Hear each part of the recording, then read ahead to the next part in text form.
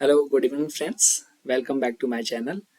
और मिलके बहुत अच्छा लगा फिर से। आज हम लोग मिल रहे हैं दोस्तों एक नए टॉपिक के साथ। जो टॉपिक होने वाला है आपका, वो होने वाला है, तीन टॉपिक आज हम लोग कवर करेंगे आज के लेक्चर में। और आपको पता है कि ये जो लेक्चर हो रहे हैं, सीरीज ऑफ लेक्चर जो हो रहे हैं दोस्तों, तो ये लेक्चर का जो हमारा लक्ष्य है वो है मिशन 2025-26 एसपी एसपीपीजीआई। और लखनऊ के लिए ये जो सारे लेक्चर हो रहे हैं वो होने जा रहे हैं। और दोस्तों, आई होप कि आप लोग बहुत ही अच्छे कंसंट्रेशन के साथ जुड़ोगे और हम लोग इस क्रम को जो है वो बरकरार रखेंगे और पढ़ते चले जाएंगे। मैं अगले लेक्चर में है जो आपको क्या क्या सिलेबस है, एस जी पी जी आई के क्या क्या सिलेबस होने वाले हैं, वो सिलेबस जो है मैं आप तक शेयर कर दूंगा। वो सिलेबस जो होगा वो टेंटेटिव होगा, क्योंकि पीजीआई ने कोई अपना ऑथेंटिक सिलेबस उन्होंने लॉन्च नहीं किया है कि हम यही पूछेंगे। लेकिन अभी रिसेंटली केजीएमयू का जो है एग्जाम हुआ था, तो आप उसके सिलेबस और उसके पैटर्न को जो है वो फॉलो कर सकते हो, क्योंकि ये दोनों एग्जाम्स लगभग सेम ही होंगे और दोनों का पैटर्न जो रहेगा वो सेम ही रहेगा। तो चलिए उस पर हम सेपरेटली डिस्कस करेंगे। उसी सिलेबस का जो पहला टॉपिक था, ठीक है दोस्तों, उसको आज हम लोग डिस्कस करेंगे। तो पहला जो टॉपिक होने वाला है वो क्या है? Pre operative consideration. ये हम लोग पहले भी कर चुके हैं। प्री ऑपरेटिव केयर कंसिडरेशन, है ना। नेक्स्ट है psychological support of the surgical patient. जो भी हमारे पेशेंट्स होने वाले हैं उनको हम क्या साइकोलॉजिकल सपोर्ट देंगे ताकि उनके सर्जरी जो है वो अच्छे तरीके से परफॉर्म हो सके और उनमें एंजाइटी ना रहे, है ना, और एंजाइटी के चलते कोई इशू ना हो। नेक्स्ट है protection of the patient in surgery, और ड्यूरिंग सर्जरी पेशेंट को हम कैसे प्रोटेक्ट करें। तो दोस्तों, आपको पता है कि आज से हम लोग जो है वो एस के लिए लेक्चर्स जो है, लेक्चर का सीरीज हम लोग शुरू करने जा रहे हैं। और उस लेक्चर के सीरीज का जो पहला सीरीज है, ये जो टॉपिक्स हैं आज आपके कवर हो जाएंगे। और बहुत जल्द जो है हम लोग लाइव क्लासेस भी शुरू करेंगे, लेकिन लाइव क्लासेस शुरू होने में दोस्तों फैब तक का वक्त लग जाएगा। मार्च से आप लोगों का कंटिन्यूसली, एक तरह से मान लो कि आपके लिए होली गिफ्ट जो है वो तैयार कर रहे हैं हम लोग। तो मार्च से जो है आपका लाइव क्लासेस भी आने शुरू हो जाएंगे। और मैं एस जी पी जी आई के एग्ज़ाम का बतला दूँ तो लगभग आपको मार्च मार्च फर्स्ट वीक में ही, सॉरी दोस्तों,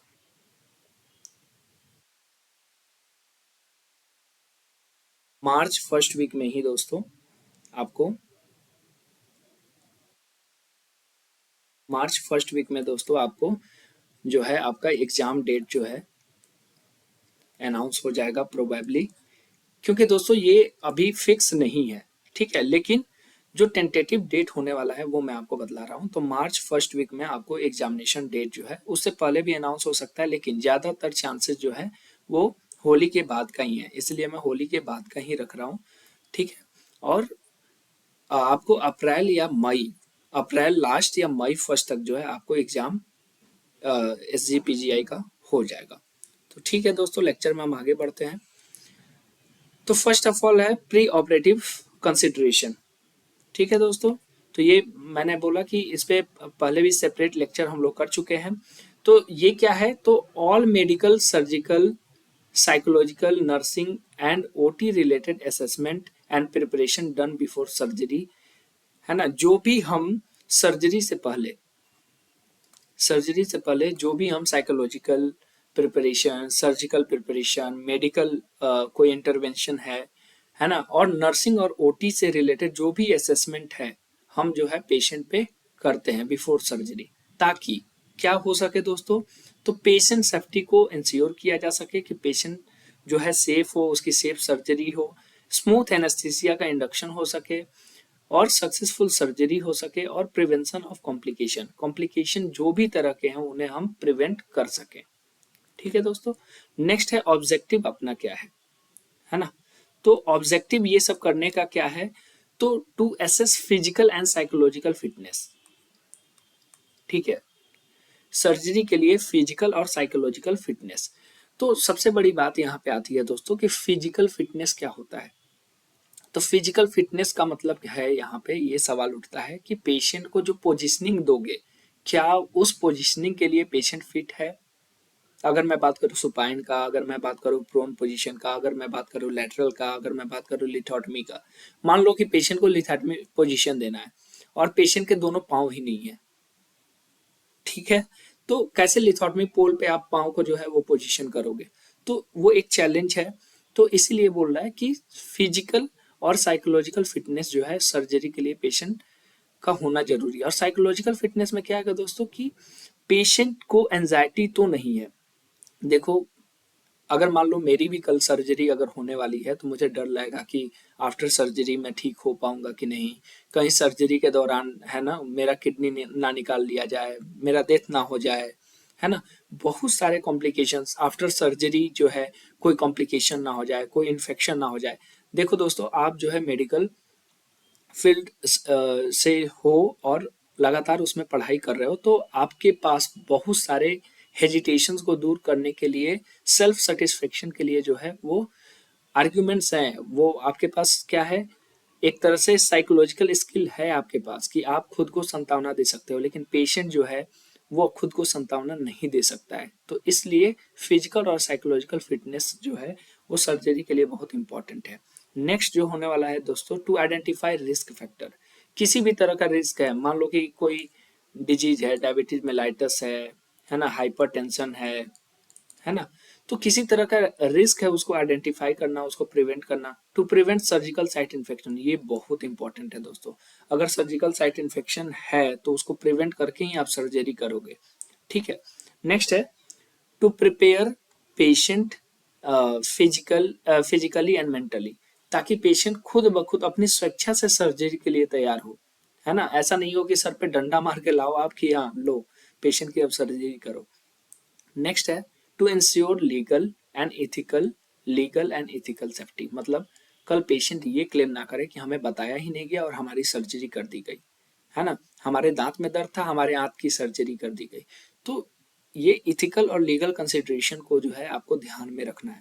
नेक्स्ट है to reduce perioperative complication. Perioperative दोस्तों मतलब ड्यूरिंग सर्जरी, ड्यूरिंग सर्जरी जो कॉम्प्लिकेशंस होंगे, है ना, उसको क्या करना, रिड्यूस करना। तो 3 टर्म्स आते हैं, प्री, सेकेंड, पेरी या इंट्रा बोलते हैं, इंट्रा ऑपरेटिव, ऑपरेटिव, और थर्ड है आपका पोस्ट ऑपरेटिव।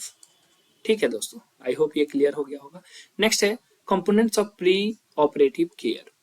क्या है, पेशेंट असेसमेंट है, मेडिकल एंड सर्जिकल इवेल्युएशन है, साइकोलॉजिकल प्रिपरेशन है, फिजिकल प्रिपरेशन है, लेबोरेटरी डायग्नोसिस एंड इन्वेस्टिगेशन है। तो इसमें क्या करोगे आप, सीबीसी, है ना, एक्सरे, है ना, अल्ट्रासाउंड अगर है ना, यूएसजी, और आप क्या चीजें चेक कर सकते हो इसमें, BT, bleeding time, clotting time, INR, है ना।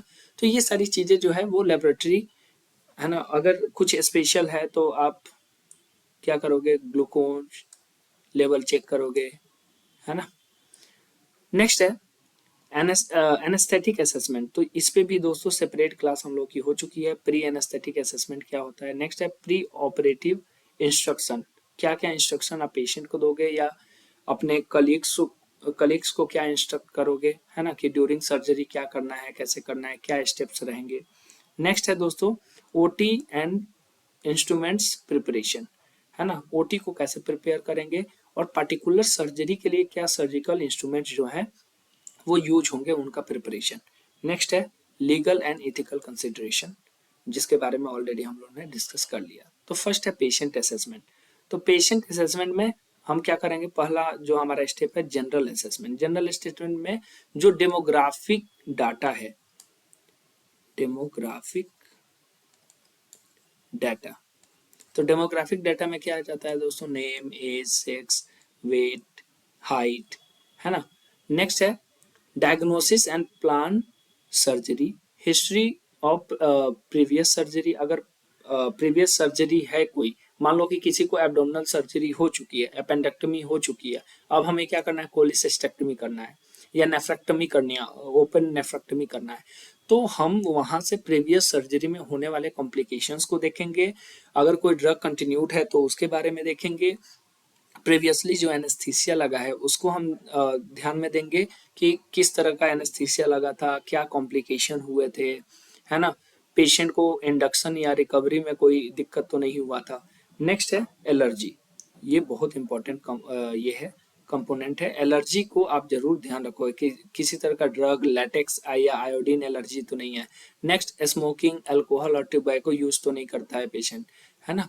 नेक्स्ट है वाइटल साइन। ये आपका ऊपर जो था दोस्तों डेमोग्राफी डाटा हो गया, अब वाइटल डाटा आ रहा है, वाइटल साइन आ रहे हैं। तो temperature, pulse, respiration, blood pressure, oxygen saturation. दोस्तों अब इनके लिए एग्जाम टिप क्या है आपका, एग्जाम टिप है होने वाला है जो दोस्तों, अनकंट्रोल्ड बीपी या फीवर होगा तो दोस्तों सर्जरी को आप पोस्टपोन कर दोगे। अनकंट्रोल्ड बीपी रहेगा तो भी आप सर्जरी नहीं करोगे। और फीवर का क्या कंसेप्ट है, फीवर अगर अनकंट्रोल्ड होगा दोस्तों, यानी टेम्परेचर जो है इसका बहुत हाई होने वाला है, और अगर आप कुछ खास ड्रग यूज करोगे जैसे सक्सिनाइल कोलिन, है ना, तो मैलिग्नेंट हाइपरथर्मिया होने के चांसेज है। क्या होने के चांसेस है, मैलिग्नेंट हाइपरथर्मिया। और ये एक प्रकार का अपने आप में लीथल जो है कॉम्प्लिकेशन है, मैलिग्नेंट हाइपरथर्मिया के चलते पेशेंट का डेथ हो सकता है। तो अगर हम सर्जरी को पोस्टपोन करके पेशेंट को बचा सकते हैं तो हम क्यों मारना चाहेंगे पेशेंट को, ठीक है दोस्तों। तो ये कंसिडरेशंस है, आपको याद रखना है। नेक्स्ट है मेडिकल सर्जिकल हिस्ट्री। सेकंड है मेडिकल सर्जिकल हिस्ट्री। तो मेडिकल हिस्ट्री में आपको बतलाया diabetes mellitus, hypertension, bronchial asthma, tuberculosis, cardiac disease, renal और लिवर डिजीज, एपिलेप्सी। यहाँ पे क्या है, this condition increase the anaesthetic risk. दोस्तों जब आप कोई भी इनहेलेशनल एजेंट या इंट्रावेनस एनेस्थेटिक एजेंट जब देखोगे तो ये दोनों के अपने सिस्टेमिक कॉम्प्लिकेशंस भी होते हैं, ठीक है। तो सिस्टेमिक कॉम्प्लिकेशन होते हैं, तो अगर पेशेंट का सिस्टम ही ठीक नहीं होगा तो उधर से मेटाबोलाइज होके और एक्सक्रीट आउट होने वाले जो ड्रग्स होंगे वो कैसे अच्छे से बिहेव करेंगे बॉडी में, ठीक है दोस्तों। नेक्स्ट है सर्जिकल हिस्ट्री।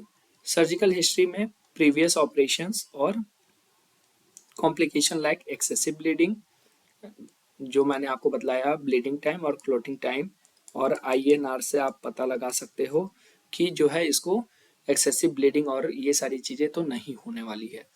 नेक्स्ट है डिले वाउंड हीलिंग और एनेस्थेटिक रिएक्शंस। नेक्स्ट है साइकोलॉजिकल प्रिपरेशन। तो साइकोलॉजिकल प्रिपरेशन में क्या है, कॉमन पेशेंट फियर क्या है कि भैया कहीं हमारा डेथ तो नहीं हो जाएगा, कहीं बहुत ज्यादा दर्द तो नहीं होगा, फियर ऑफ एनेस्थीसिया, एनेस्थीसिया लगाया और मैं होश में ही ना आ पाया, है ना। नेक्स्ट है फियर ऑफ डिफॉर्मिटी, किसी तरह का सर्जिकल डिफॉर्मिटी ना हो जाए, अपंगता ना हो जाए, fear of loss of job और इनकम।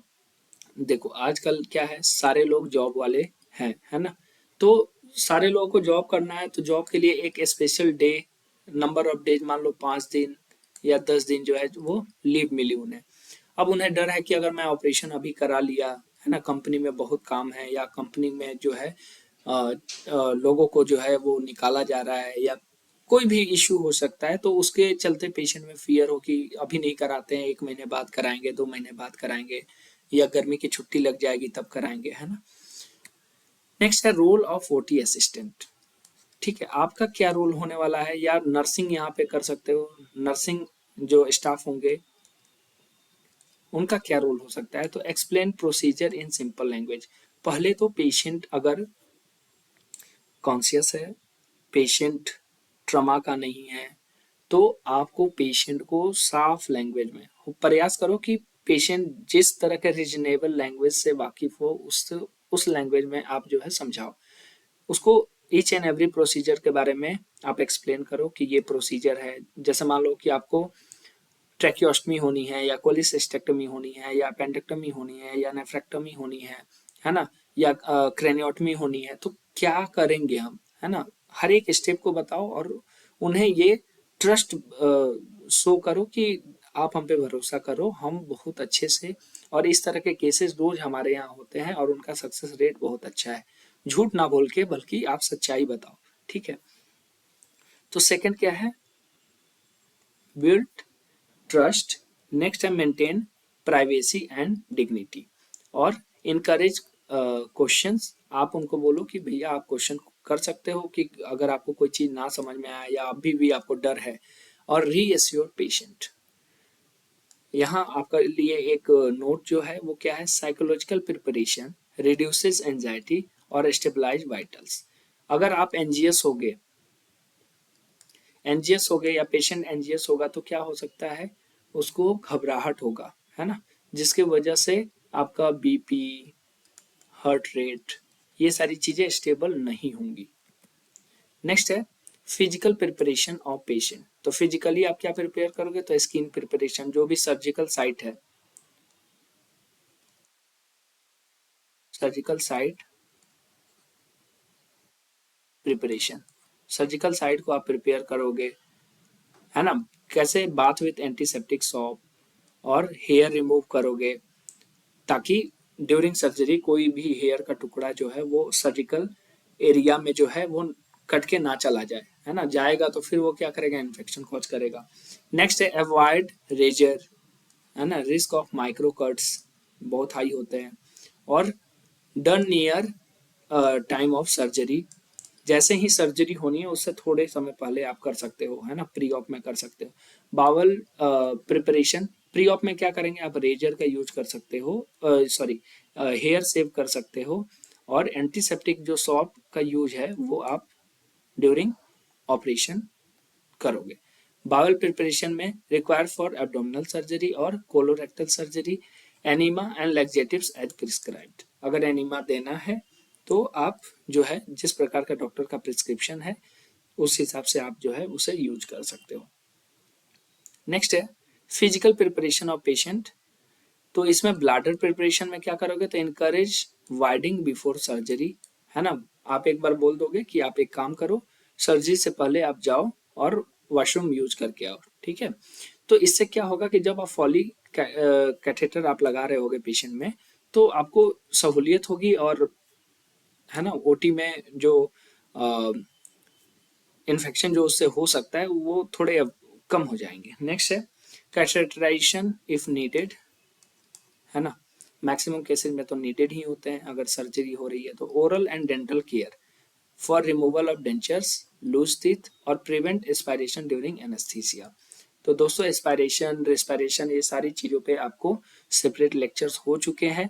फिर भी एस्पायरेशन का मतलब क्या है कि कोई भी आपका गैस्ट्रिक कंटेंट जो है, या जैसे किसी का लूज टीथ है तो लूज टीथ ऐसा ना हो कि इंटुबेट करते समय टीथ जो है वो टूट के और ट्रैकिया में चला गया, तो फर्दर एक तरह का कॉम्प्लिकेशन हो जाएगा। नेक्स्ट है फास्टिंग। तो ये भी हो चुका है। पर्पस क्या है फास्टिंग का, तो prevent aspiration, reduce risk of Mendelson syndrome, और स्टैंडर्ड गाइडलाइन क्या है, तो क्लियर लिक्विड के लिए 2 hours, breast milk 4 hours, 2 to 4 hours, और लाइट मिल्क के लिए 6 आवर्स, और फैटी मिल्क के लिए 8 to 12 आवर्स। जितना गरिष्ठ भोजन, जितना आप हैवी मील लोगे उतना ज्यादा आपको जो है एनपीओ मैंडेटरी है। एमसीक्यू यहाँ से क्या आ सकता है, तो aspiration risk highest during induction of GA. General anaesthesia जो है लगाते समय या इंडक्शन करते समय जो है वो एस्पायरेशन का रिस्क जो है वो बहुत ज्यादा होता है, ठीक है। आप कमेंट में बतला सकते हो क्यों होता है, ये मैं आप पे छोड़ता हूँ। नेक्स्ट है लेबोरेटरी डायग्नोस्टिक इन्वेस्टिगेशंस क्या है, तो रूटीन टेस्ट में हम एचबी, हीमोग्लोबिन जो है अगर हमारा 10 से कम है, तो 10 है, तो हम ऑपरेशंस के लिए अवॉइड करेंगे, या बिना ब्लड के जो है हम ऑपरेशन नहीं करेंगे। क्योंकि फर्दर जब ऑपरेशन होगा, सर्जरी होगा, तो क्या होगा दोस्तों, ब्लीडिंग होगा तो उसका एचबी काउंट और लो आ सकता है और पेशेंट जो है वो हाइपोवॉल्मिक शॉक में भी जा सकता है। नेक्स्ट है blood group and cross matching. ये करोगे कि किस तरह का ब्लड जो है नीडेड है, किस ग्रुप का, A positive, A negative, B positive, B negative, O positive, O negative, A B positive, A B negative. ठीक है दोस्तों, यही मेजरली होते हैं। नेक्स्ट है ब्लड शुगर आप चेक करोगे, और यूरिन एग्जामिनेशन करोगे, ईसीजी एग्जामिनेशन करोगे, चेस्ट एक्सरे, सीरम इलेक्ट्रोलाइट। देखो आपके बीओटीटी में जो भी बच्चे बीओटीटी या एमओटीटी कर रहे होंगे उनका एक टॉपिक होगा इलेक्ट्रोलाइट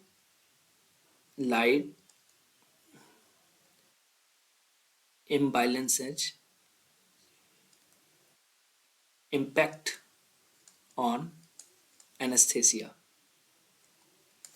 ठीक है, ये दूसरे शब्दों में भी आपको देखने को मिल सकता है, लेकिन रोल ऑफ इलेक्ट्रोलाइट ड्यूरिंग, है ना, या बैलेंस इलेक्ट्रोलाइट ड्यूरिंग एनेस्थीसिया, इसका क्या रोल है ये आपको पढ़ने को मिलेगा, और ये एक सेपरेट टॉपिक है, इसको जनरली हम बतला के नहीं निकल सकते हैं, है ना।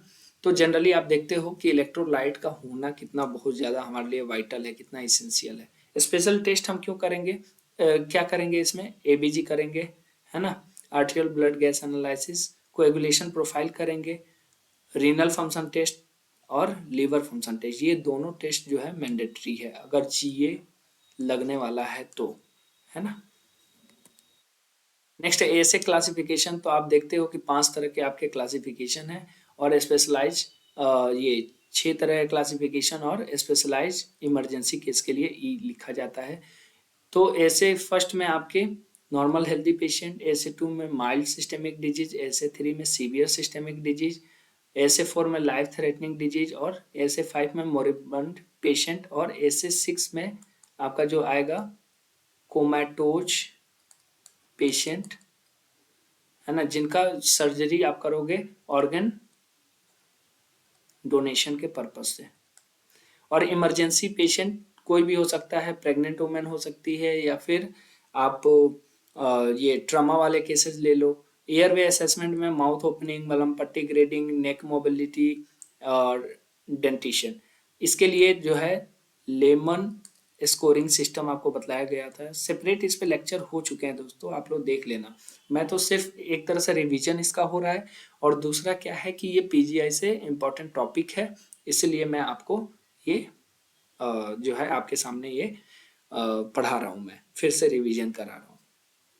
नेक्स्ट है ओटी असिस्टेंट रोल, है ना, prefer difficult airway card if indicated और नीडेड। नेक्स्ट है कॉमन ड्रग्स, तो जो है हम क्या मेडिकेशन प्री ऑपरेटिव रूम में देते हैं, सीडेटिव्स, ताकि एंजाइटी जो है वो रिड्यूस हो जाए, प्रीफर्ड मिडाजोलम, है ना, एंटासिड्स, एंटीमेटिक्स, ताकि वोमिटिंग को आप वो कर सको, एस्पायरेशन के चांसेस को आप घटा सको, और एंटीबायोटिक्स प्रोफाइलेक्सिस देते हैं 1 आवर बिफोर सर्जरी। ठीक है दोस्तों, antibiotic usually given 30 to 60 minute before incision. Next है लीगल एंड इथिकल कंसिडरेशन क्या है, तो first of all inform consent लेना है। ठीक है, कंसेंट का मतलब हो गया दोस्तों सहमति, है ना, पेशेंट से आपने सहमति ले लिया कि हाँ भैया आपकी सर्जरी होगी। लेकिन इन्फॉर्म सहमति का मतलब क्या है कि आपने बताया, हर तथ्यों के बारे में बताया कि देखो आपको ये प्रॉब्लम हो सकता है और ये प्रॉब्लम नहीं हो सकता है, तब जो पेशेंट है वो सहमति दिया, उसको बोलते हैं इन्फॉर्म कंसेंट। ठीक है, नेक्स्ट है, इसी के लिए मैंने आपको बोला था कि अगर पेशेंट अनकॉन्शियस है तो आप उनके जो क्लोज रिलेटिव हैं उनको बता के और उनसे कंसेंट ले सकते हो। ठीक है दोस्तों, तो कंसेंट में क्या हो सकता है, must be written, sign, explain, taken from patient और लीगल गार्जियन। मैंने आपको बताया कि पेशेंट अगर अनकॉन्शियस है या मेंटली रिटार्डेड है ना, क्या है, मेंटली रिटार्डेड है, तो उनसे हम नहीं ले सकते, या अंडर एज है तो उनसे भी नहीं ले सकते। वेरिफिकेशन क्या करोगे, तो correct patient, correct procedure, correct site, surgical site marking आप करोगे। ठीक है, नेक्स्ट है ओटी प्रिपरेशन में क्या देखना है, तो OT cleanliness, zoning, sterile instrument ready, correct tray prepared, linen wrap arrange, और सक्शन कॉटरी चेक, और एनेस्थीसिया इक्विपमेंट रेडी रखोगे आप। नेक्स्ट है psychological support of the surgical patient, तो surgery is not only a physical procedure but also major psychological event. देखो दोस्तों, जब हमें स्ट्रेस होता है तो जनरली हमारा जो ब्लड ग्लूकोज लेवल है ये दोस्तों एलिवेट कर जाता है। ठीक है, तो साइकोलॉजिकल इवेंट यानी ब्लड ग्लूकोज लेवल को भी हमें मैनेज करना है। हमें बीपी, हार्ट रेट, है ना, रेस्पिरेटरी रेट, इन सबको जो है वो मैनेज करके चलना है during anaesthesia. Patient commonly experience क्या, तो fear of pain, anaesthesia, disability, death, anxiety about hospital environment and unfamiliar staff, worry about body image, finances और रिकवरी, सेपरेशन फ्रॉम फैमिली और रूटीन लाइफ। जैसे बच्चे हैं, है ना, तो बच्चे तो नहीं समझते, बच्चों को तो अपना गार्जियन ही चाहिए हर एक कंडीशन में, है ना। तो therefore psychological preparation is essential for better cooperation during treatment, faster recovery, reduce complication और इम्प्रूव पेशेंट सेटिस्फेक्शन। ये बहुत ज्यादा इंपॉर्टेंट है। नेक्स्ट है psychological needs of surgical patient. तो patient required information about disease, procedure, recovery, emotional support, reassurance, empathy, trust, confidence in doctor or nurse, or privacy and dignity during examination and care, or family involvement, emotional comfort. Psychological preparation, patient education, explain in simple language, nature of disease क्या है ना, आपको disease हुआ है, कितना खतरनाक है, क्या हो सकता है, क्या नहीं हो सकता है, इन सब के बारे में आप बतलाओगे। क्या सर्जिकल प्रोसीजर आप देने वाले हो, किस टाइप का एनेस्थीसिया देने वाले हो, पॉसिबल सेंसेशन आफ्टर सर्जरी, और post operative care and recovery time, और रिड्यूस फियर ऑफ अननोन, है ना, कुछ भी गलत या अननोन चीजें उसको जो पता नहीं है उस फियर को आपको काउंट डाउन करना है। नेक्स्ट है एस्टेब्लिशिंग थेरेप्यूटिक कम्युनिकेशन। तो की प्रिंसिपल क्या है, तो active listening, allow patient to ask question, use simple और नॉन टेक्निकल वर्ड्स, और मेंटेन आई कांटेक्ट, और provide honest but positive reassurance. तो दोस्तों इसमें जो है सबसे बड़ी बात, सबसे बड़ी भूमिका क्या है कि पेशेंट को बोलो कि आपका डाउट क्या है, आप अपने डाउट को पूछो, उनकी बातों को एक्टिवली आप सुनो, है ना, और उनसे आई कांटेक्ट मतलब ऐसा बिहेव रखो कि आप झूठ नहीं बोल रहे हो। ठीक है, और उन्हें पॉजिटिव थिंकिंग करने को बोलो, पॉजिटिवली आप सलाह दो, है ना, किसी तरह उनको बरगलाने की जरूरत नहीं है कि आज हमारा पेशेंट मिल गया है, बहुत दिनों बाद मिला है तो हम इसकी सर्जरी कर ही डालो, है ना। और नॉन टेक्निकल वर्ड्स बोलने हैं ताकि वो सिंपली समझ सके अगर वो टेक्निकल पर्सन नहीं है तो।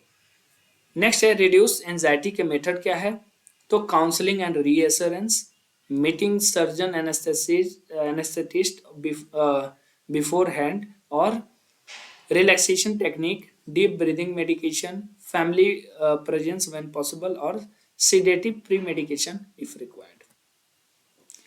स्पेशल कंसिडरेशन तो हो सकता है कि बच्चा हो तो बच्चा डर जाएगा, है ना, उसको लगेगा कि भैया आप उसके गार्जियन से छीन के कहाँ लेके जा रहे हो। तो आप क्या करोगे, use play therapy, twice, simple explanation. तो दोस्तों जनरली आप देखोगे जो भी अच्छे हॉस्पिटल्स होते हैं वो अपने प्री ऑप एरिया में क्या करते हैं, बच्चों के लिए खेलने के लिए बहुत सारे टॉय रखे होते हैं। तो बच्चे और गार्जियन को हम अलाउ करते हैं कि थोड़ी देर आप बच्चे के साथ वक्त बिताओ जब तक वो टॉय की ओर अट्रैक्ट ना हो जाए, और जब वो खेलने लगता है फिर धीरे से हम जो है बच्चे को समझा फुसला के और फिर उस पर जो मेडिकेशन और जो थेरेपी देनी है हम धीरे धीरे उसका प्रोसेस स्टार्ट कर देते हैं। ठीक है, तो इजिली बच्चा जो है कंफर्टेबल महसूस कर रहा है। एल्डरली पेशेंट में अलग ही फियर है ना, फियर ऑफ डिपेंडेंसी और डेथ, और स्पीक स्लोली, रिपीट इंस्ट्रक्शन। ऐसा नहीं है कि झल्ला के बोल दो कि डॉक्टर मैं हूं कि तुम हो, है ना, तो पेशेंट ऐसे ही घबरा जाएगा। नेक्स्ट है क्रिटिकली इल, तो need a strong emotional and spiritual support. Next है पोस्ट ऑपरेटिव साइकोलॉजिकल सपोर्ट की बात करें तो जब ऑपरेशन हो गया तब आप क्या सपोर्ट दे सकते हो, तो आफ्टर सर्जरी पेशेंट में feel pain and discomfort, disorientation after anaesthesia, fear about outcome, body image disturbances, amputation, stoma, scars. Nursing OT staff role क्या होगा, तो provide reassurance and orientation, effective pain management, encourage early mobilization, allow family visit, or support adaptation to body changes। तो generally आप क्या करोगे दोस्तों, पहले तो उसको जो पेन हो रहा होगा, है ना, जो भी डिस्कम्फर्ट होगी, उसके अबाउट थोड़ा बहुत काउंसलिंग करोगे कि उसे क्या करना है क्या नहीं करना है, और आप ड्रग सपोर्ट दोगे ताकि वो पेन जो है, पेन उसे ना हो, उसे डिस्कम्फर्ट ना हो। और फैमिली को आप अलाउ करोगे कि आप एक एक करके इनसे विजिट करो, और इनसे ज़्यादा बातें नहीं करनी, इनके सामने बैठो ताकि इन्हें लगे कि कोई तो है हमारे साथ, कोई हमें समझ रहा है, ठीक है, या कोई हमारी सेवा के लिए है यहाँ पे। पेन मैनेजमेंट दोगे, अर्ली मोबिलाइजेशन, उनको तरह तरह के टेक्निक बताओगे, है ना। नेक्स्ट है दोस्तों role of OT and anaesthesia technician या टीम इन साइकोलॉजिकल केयर। तो calm and confident behaviour in OT, introduce themselves to patient, maintain respectful communication, avoid negative discussion near patient, or ensure smooth induction of anesthesia, or this build trust and emotional comfort. Next है दोस्तों protection of the patient in surgery.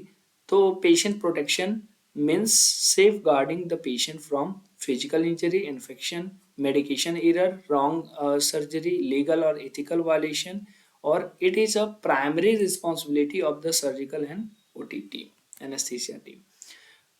Principles of patient safety in surgery।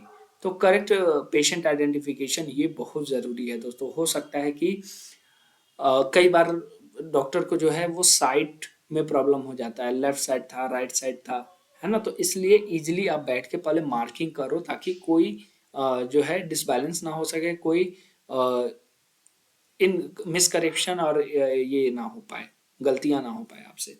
Next है sterility and infection prevention, safe anaesthesia administration, proper positioning, accurate surgical count, और monitoring during और after surgery. Next है preoperative protection की बात करें तो identification and documentation, check name age hospital number, है ना, जो यूएमआर नंबर होता है या ओपीडी नंबर होता है या आईपीडी नंबर होता है, ठीक है दोस्तों। तो ये सब चेक करोगे। वेरीफाई कंसेंट फॉर्म कि कंसेंट आपने लिया है कि नहीं, confirm surgical site and procedure, allergy history, preoperative investigation, और दिस प्रिवेंट रॉन्ग पेशेंट और रॉन्ग सर्जरी इधर। नेक्स्ट है इन्फॉर्म कंसेंट में क्या होना चाहिए, तो consent must be voluntary, written, after explanation of risk, benefit or alternatives, protect legal and ethical rights of patient, physical preparation तो fasting status confirmation, removal of jewelry, dentures, nail polish, skin preparation, saving और empty bladder। Next है intra operative patient protection क्या है, तो asepsis sterilization, sterile instrument, OT dress code, hand scrubbing, sterile draping, और prevent surgical site infection. दोस्तों ये आपके research का टॉपिक हो सकता है मास्टर्स ओटी में या बीएससी ओटी में, बीएससी ओटी में डेजर्टेशन का टॉपिक हो सकता है ना, और बहुत इंटरेस्टिंग टॉपिक है अगर आप इसे लेके करते हो कि सर्जिकल साइट इन्फेक्शन कौन से ऐसे जो है बैक्टीरियाज हैं जो बहुत ज़्यादा सर्जिकल साइट इन्फेक्शन कॉज करते हैं। गोल क्या है, तो prevent nerve injury, maintain circulation and respiration, avoid pressure source, common injury if improper, ulnar nerve damage होने से बचाना है, और फूड ड्रॉप होने से बचाना है, और प्रेशर अल्सर होने से बचाना है, ठीक है। प्रेशर अल्सर्स होगा, है ना, प्रेशर अल्सर या बेड सोर्स आप बोलते हो, है ना। एनेस्थीसिया सेफ्टी में हम क्या देखेंगे, तो pre anaesthetic checkup, equipment check, monitoring, ECG, BP, SPO two, ETCO two, और emergency drug availability. Surgical counts की बात करें तो ये दोस्तों बहुत इंपॉर्टेंट टॉपिक है। जब आप ओटी में एज अ ओटी टेक्नीशियन काम कर रहे हो या नर्सिंग स्टाफ काम कर रहे हो, बहुत इंपॉर्टेंट है सर्जरी साइड से। Count before, during and after surgery, क्या क्या काउंट करना है, स्पॉन्जेज, नीडल, इंस्ट्रूमेंट, और प्रिवेंट रिटेन सर्जिकल आइटम्स। तो स्निप आप याद रखोगे, ठीक है। WHO सर्जिकल सेफ्टी चेकलिस्ट, ये भी दोस्तों सेपरेट इसका लेक्चर हो चुका है, आप लोग देख सकते हो। साइन इन मतलब बिफोर एनेस्थीसिया, टाइम आउट मतलब बिफोर इंसिजन, और साइन आउट मतलब before leaving OT. Sign in मतलब एनेस्थीसिया देने से पहले जो भी चेकअप और जो भी आपको इन्वेस्टिगेशंस और जो कुछ भी करना होगा आप करोगे। नेक्स्ट, टाइम आउट मतलब सर्जिकल इंसिजन देने से पहले आप एनेस्थीसिया टीम से कंफर्मेशन लोगे कि पेशेंट जो है वो सही तरीके से एनेस्थेसाइज हो गया है ना, और कुछ करना तो बाकी नहीं रह गया। ऐसा ना हो कि मसल रिलैक्सेशन दिया ही ना हो, इंटुबेट किया ही ना हो और आपने इंसिजन दे दिया। साइन आउट मतलब आपको सारी चीजें चेक करनी है जब पेशेंट जो है ओटी को लीव कर रहा है। नेक्स्ट है reduce surgical complication and mortality. Next है पोस्ट ऑपरेटिव पेशेंट प्रोटेक्शन की बात करें तो रिकवरी रूम मॉनिटरिंग में ऑब्जर्व करना है आपको airway, breathing, circulation, consciousness, pain, bleeding.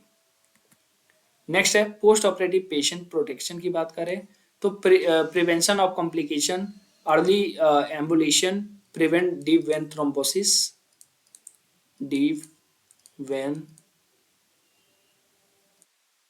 Thrombosis, breathing exercise prevent pneumonia, wound care prevent infection, और फ्लूइड बैलेंस मॉनिटरिंग। दोस्तों निमोनिया से रिलेटेड जो है वेंटिलेटर एसोसिएटेड निमोनिया, वैप एक बहुत इंपॉर्टेंट टॉपिक है एनेस्थीसिया साइड से, लेकिन आगे आपके सर्जरी और एनेस्थीसिया दोनों से रिलेवेंट जो है वो टॉपिक होने वाले हैं, तो आपको घबराना नहीं है।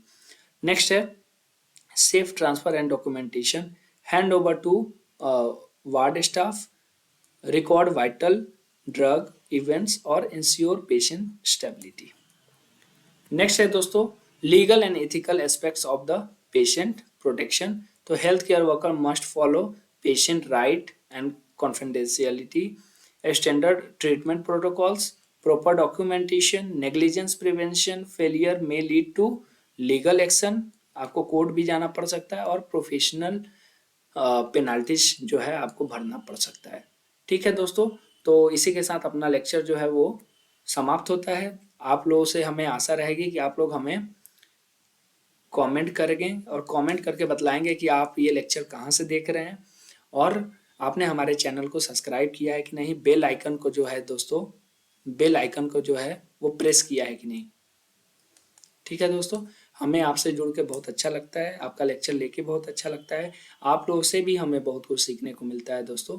तो आप लोग हमें भी मोटिवेटेड रखें, अपना प्यार लाइक के थ्रू, कमेंट के थ्रू, शेयर के थ्रू, है ना, ज़्यादा से ज़्यादा कैंडिडेट्स को चैनल से जुड़ने को बोलें। और हम लोग बहुत प्रयास कर रहे हैं कि जल्द से जल्द जो है वो लाइव क्लासेस शुरू करें, आपके लिए कुछ अच्छा लेके आए, है ना, और आपके लिए कुछ अच्छा करके हमें बहुत अच्छा फील होगा।